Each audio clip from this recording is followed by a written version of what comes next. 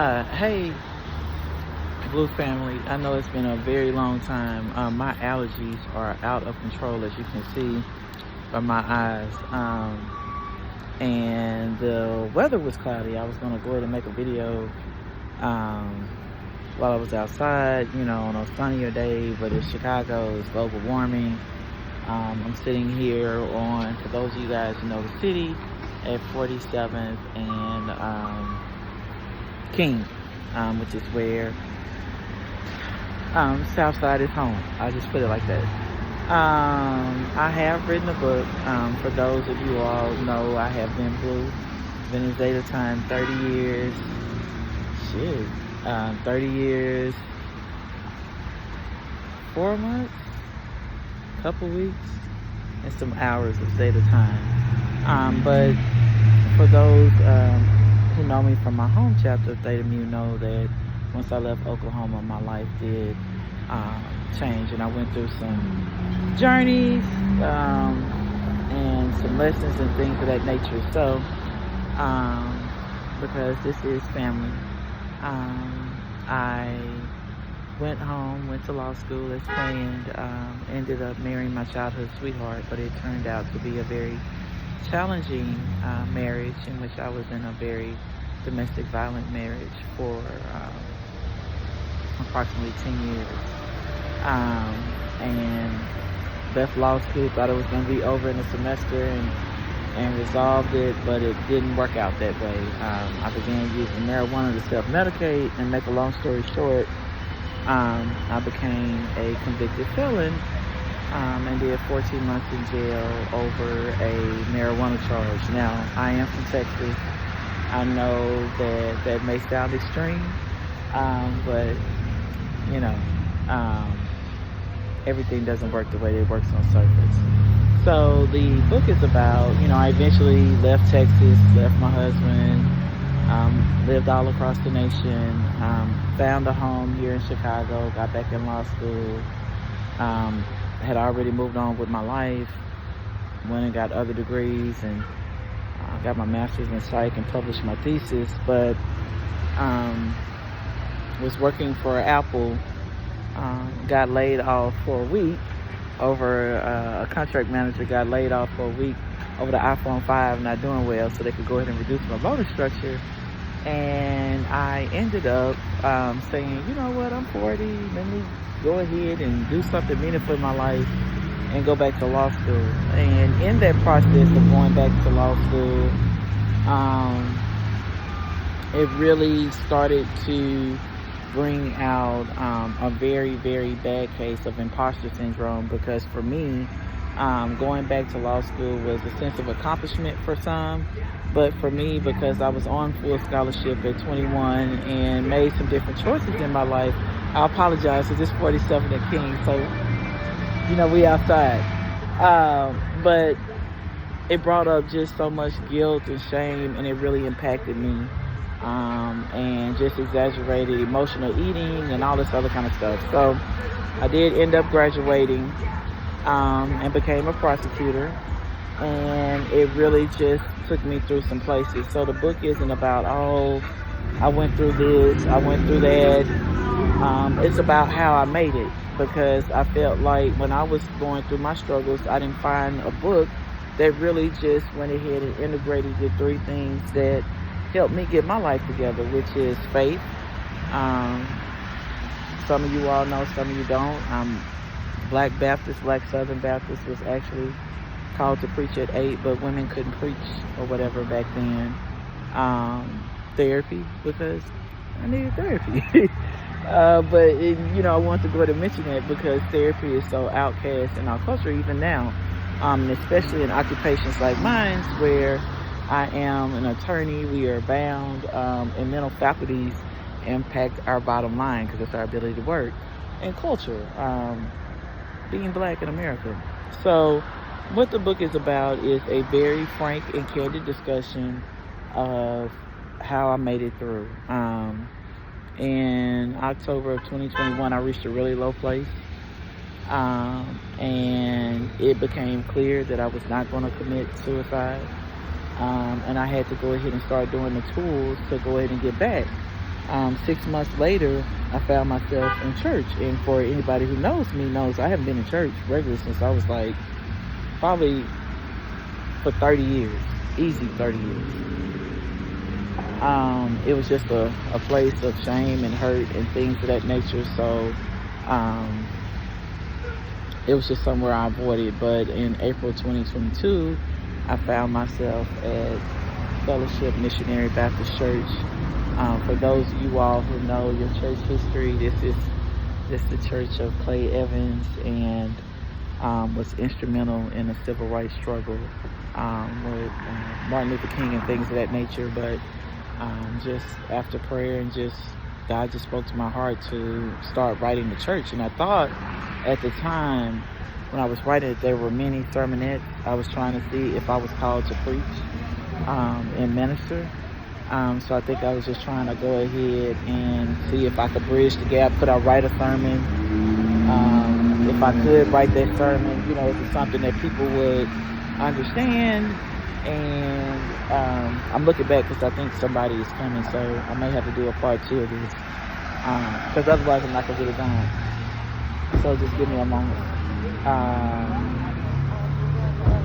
Let me just see.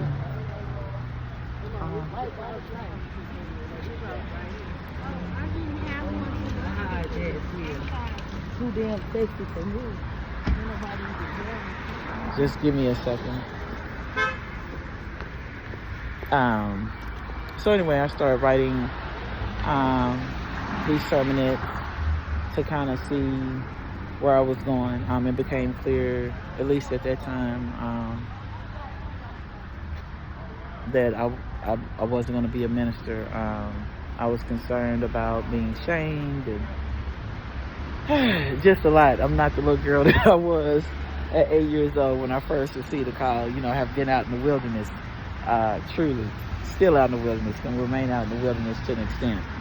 But as the letters started progressing, it became clear that there was a ministry there was a voice to be heard, and I compiled them into a book. And so the book is just about how I made it. It's the premise is simple. It starts off with one of the letters that I actually wrote. I wrote about 25 letters. This first book deals with the first 5. It's unedited for the most part. I think a couple of them I had taken some names out. And then I talk about, so the premise is a letter, because one of my dearest friends, when I was trying to figure out what it was, called them a love letter to Jesus. And it just stuck with me. Kind of going off the riff of Love Letter by R. Kelly and all this music that I can't play from him no more. Anyway, so it starts off with a letter, which is the actual letter that I wrote to the church. The second part is life, where I was at that time. I think that a lot of times, a lot of parents, a lot of us are losing loved ones to suicide and imposter syndrome, or like, why can't they get it together, or they have everything together on the surface, but why are they still hurting? So I wanted to go ahead and infuse the therapeutic language that I learned, because therapy gives you the tools to articulate to other hurts that you can't articulate for yourself.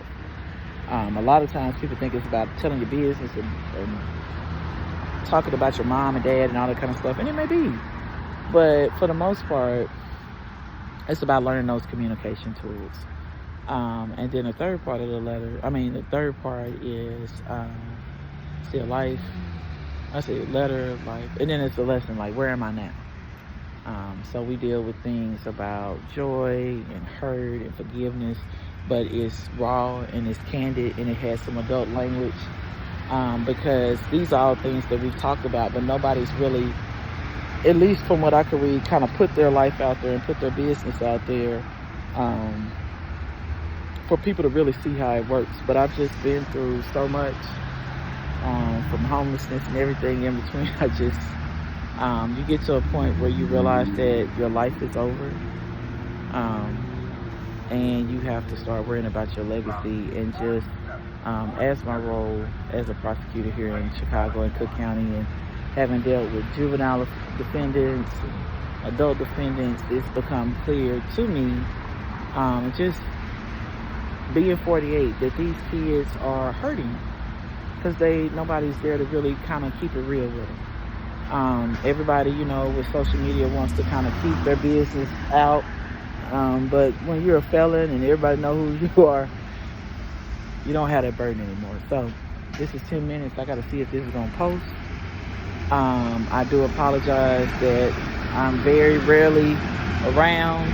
I want to do the get back into Zeta, but for those who know, the process just changed. But I really do work 6 to 7 days a week, and averaging about 14 hours a day. So even when you see on Instagram all these appearances and stuff, that's more kind of like, yeah, I'm enjoying myself to an extent, but some of that is brand marketing and all this other kind of stuff that I'm not gonna get into.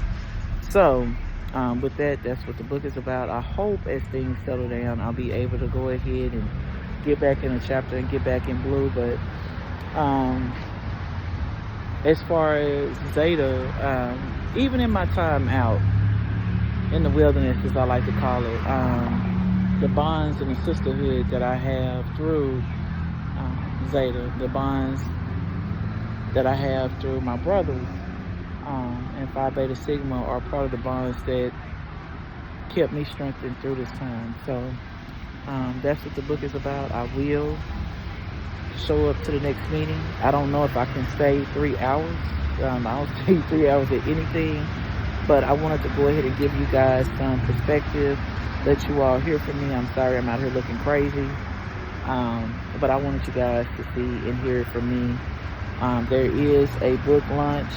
The book is available, and I'll put the links in the video. The book is available through a Black-owned bookstore, which is right down the street here in Chicago, in Bronzeville or the low end, depending on where you're from, right here at Boxville. The book is there. It's also available on Amazon. There is a book launch. It's here in Chicago. It's on July 29th in conjunction with the bookstore.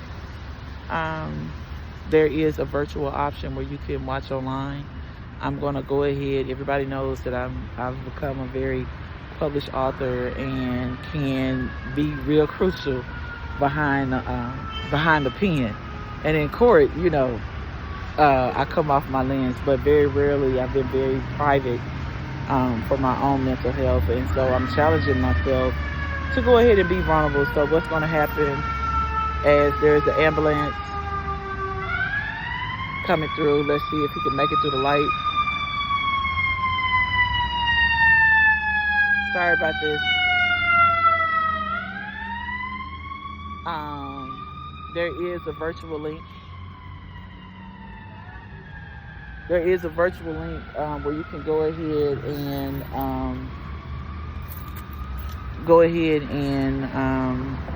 sorry, there's a virtual link where you can log in, and options for that. I will try to have another one, but I just want to go ahead and give you guys perspective. And so with that, I have to go because my next meeting is here. So, but I want to go ahead and keep in touch and let you guys know what's going on. Thank you, Lisa MBK, for always having my back. Thank you, Jamaica Chase, who is my little sister, whether I want her or not. And I'll love all of you guys, and I'll talk to you later. All right, bye.